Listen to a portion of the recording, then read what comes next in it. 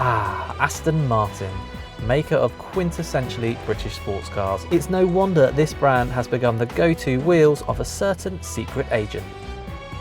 Hang on. Before we get too carried away with all that romantic stuff about the James Bond connection and the fact that the cars are built in Britain, shouldn't we acknowledge that this GT is only really here to prolong the life of the DB9 before the next model arrives in 2016?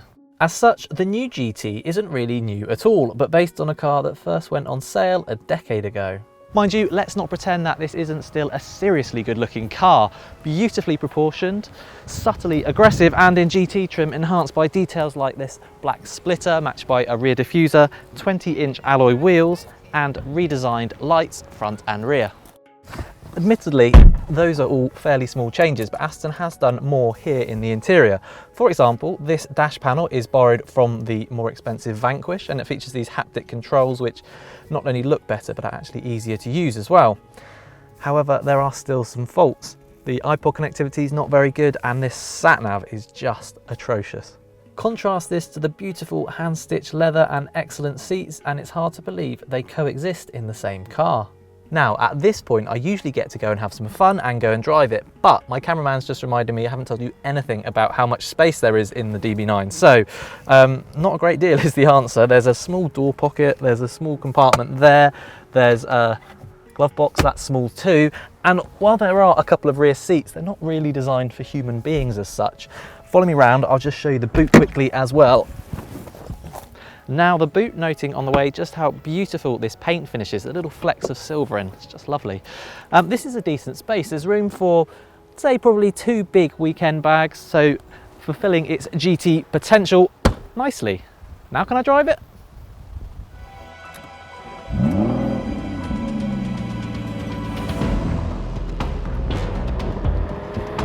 First things first, the DB9 still carries a real sense of occasion when it comes to driving. Now, as several people on our YouTube channel have commented, I am in no way cool, and yet driving this car, I kind of feel like I might be. No? Still not cool? Damn it.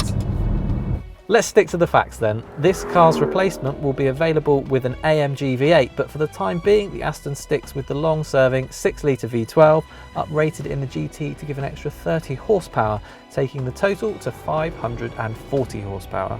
So it's got some beans, that's for sure.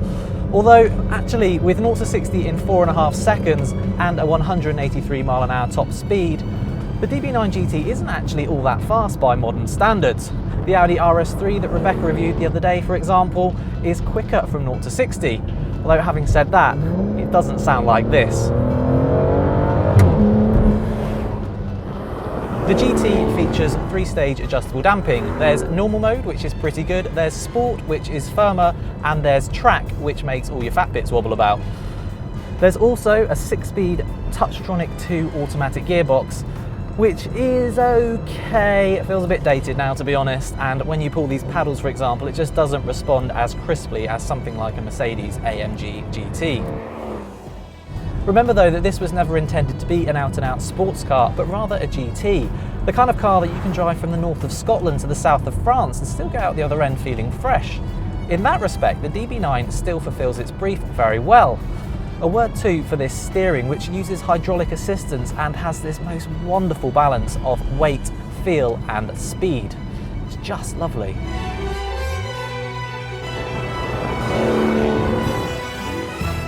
As the DB9 is coming up for replacement, this GT model should be being offered at a bargain price, right? Afraid not. Although at £140,000, it's not obscenely more expensive than a normal DB9, about £8,000 or so.